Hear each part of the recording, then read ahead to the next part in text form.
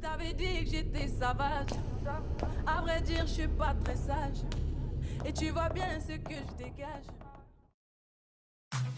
Dan, yesh, les boutiers, mon frère.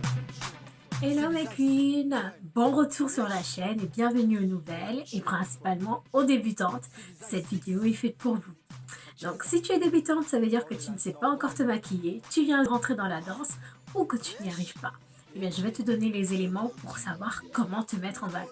Tu auras besoin de quoi faire ton teint, tu auras besoin de quoi mettre tes yeux en valeur, tu auras besoin de quoi sublimer ta bouche. Ce sera tout pour le moment. La prochaine étape, ce sera plus difficile, donc ce sera soit les fossiles, soit essayer de maquiller tes yeux de façon plus performante ou plus sophistiquée. Je te laisse regarder la suite de la vidéo. Pour me soutenir, n'hésite pas à me mettre un petit pouce vert ou bleu pour plus de contenu sur la chaîne et sur la page. Et si jamais ça peut intéresser quelqu'un, n'oublie pas de partager avec tes amis, tes copines et tes cousines. Ciao, ciao! Pour débuter, il te faut de quoi faire tes sourcils, un crayon à sourcils ou une pommade à sourcils. Donc après ta pommade, tu auras besoin d'avoir un pinceau pour définir tes sourcils. Dans l'idéal, un pinceau biseauté pour utiliser la pommade. Tu as besoin d'un goupillon. N'hésite pas à opter pour le pinceau 2 en 1, pinceau et goupillon pour brosser tes sourcils.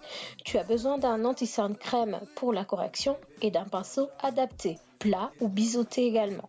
Tu as besoin d'une base matifiante ou hydratante selon ton type de peau afin de mettre ton fond de teint.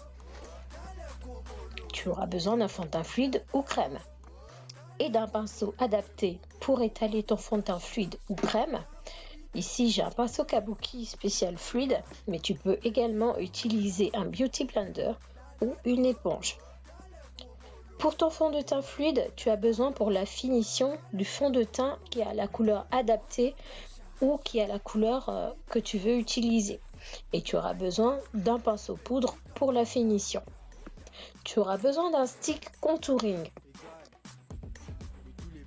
ou d'un kit contouring crème et poudre qui revient plus cher.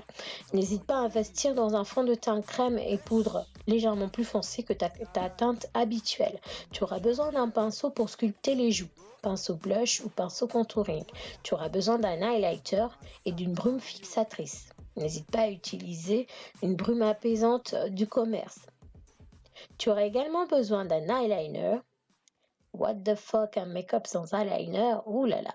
Tu auras besoin d'un mascara, brosse petite vraiment pour effet longueur et enlever les pâtés et les paquets, brosse grosse pour un effet volumateur.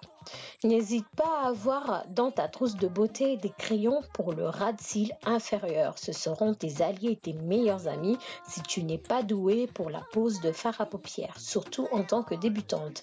Ça habille le regard et c'est super joli. Si jamais tu veux tenter l'aventure, je te conseille une petite palette avec des fards à paupières neutres et nudes, mais surtout du noir aussi pour avoir au moins des couleurs de base. Tu auras besoin de quoi sublimer tes lèvres, un rouge à lèvres nude ou neutre, ou tout simplement un gloss transparent. On va commencer par les sourcils et je vais les définir avec mon petit pinceau biseauté 2 en 1 qui a le côté goupillon. On n'oublie bien sûr pas de brosser les sourcils avant de commencer à les définir pour que les poils soient bien en place.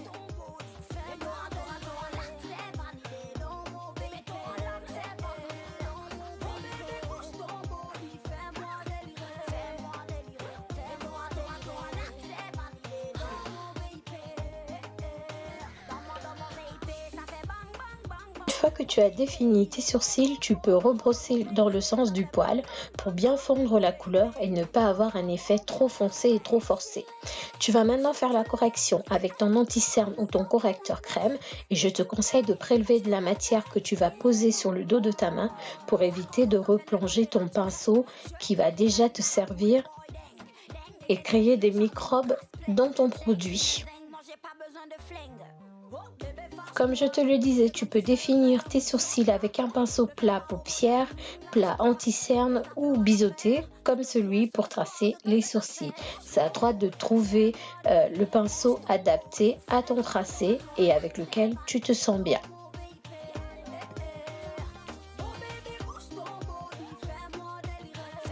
Pour ta finition sourcils, tu as également besoin d'un pinceau boulot fluffy pour bien estomper la matière et fixer ensuite cet anti-cerne correcteur avec ton fond de teint poudre. Dans tous les cas, il faudrait que ce pinceau soit très dense en poils, tout petit mais bien dense pour bien estomper la matière. Tu peux l'avoir fluffy rond comme je t'ai montré ou tu peux l'avoir vraiment plat paupières mais poudre paupières très dense. Et là, tu prends ton fond de teint poudre, tu fais tes dépôts et ensuite tu balayes.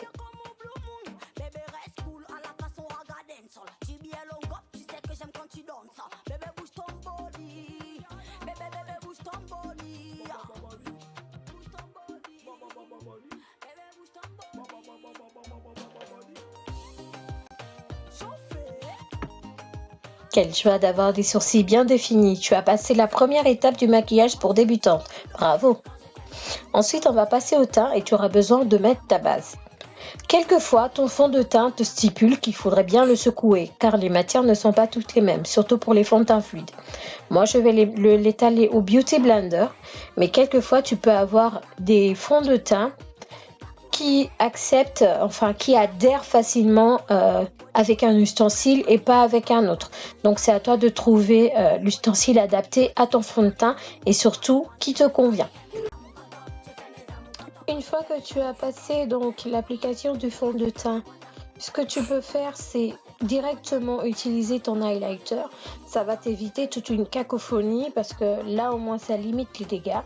Et l'highlighter va se retrouver directement en bas, effet glow garanti, même si tu ne le mets pas à la fin de ton make-up. Lorsqu'il y aura la poudre finition dessus, on ne verra pas si jamais tu ne t'es pas appliqué sur la pose de l'highlighter.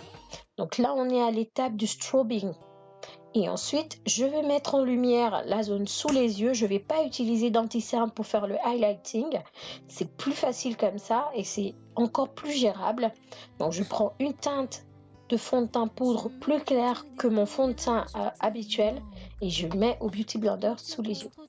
Là, je vais passer au contouring. Donc, je sors le stick contouring et on va sculpter les joues. Si jamais tu te sens d'attaque, n'hésite pas à commencer à sculpter ton nez, donc ton contouring du nez. Tu peux commencer à t'entraîner à le faire aussi. Mais si tu n'es pas à l'aise, va directement sur les joues. Le strobing fera déjà l'affaire. Donc il faut une poudre bien sûr pour fixer le contouring. Et là, puisque je fais le contouring du nez, je vais prendre un fond de teint légèrement plus foncé que mon fond de teint habituel. Là, je sculpte mes joues, donc je dégrade le stick contouring que j'ai mis. Et ensuite, il va falloir fixer le stick avec la poudre. Et je vais reprendre le fond de teint plus foncé que mon fond de teint habituel pour fixer le contouring.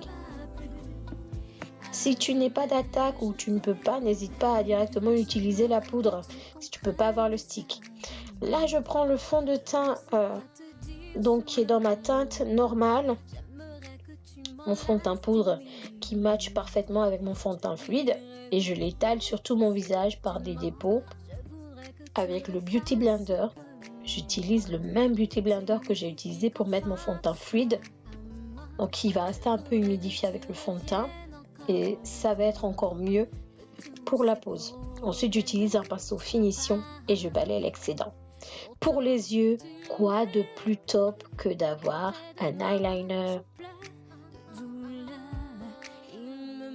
Donc on essaie de s'appliquer, on va vraiment au plus près des cils quand on ne sait pas encore très bien gérer l'eyeliner. L'important ce n'est pas d'avoir un trait épais, mais c'est d'avoir un trait bien dessiné et bien géré.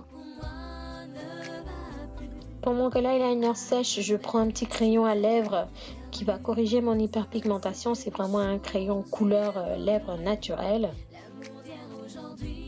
Si tu veux, tu peux mettre un rouge à lèvres nude ou neutre et ensuite mettre une touche de gloss.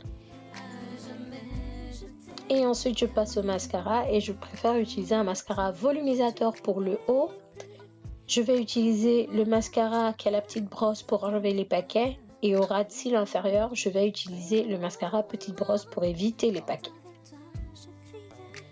Et voilà, tu peux t'arrêter là, tout comme tu peux mettre en valeur ton ras de cils inférieur. Ce sera donc avec un crayon bleu ou blanc. Blanc beurre pour moi. Tu peux laisser le maquillage comme ça. Si tu es adepte des couleurs foncées, n'hésite pas à prendre un rouge à lèvres couleur foncée, rouge ou burgundy, violacé, cerise, tout ce que tu veux, mais mat. C'est encore très bien et c'est très très très bien quand on a fait un beau contour avec un crayon adapté. Voilà.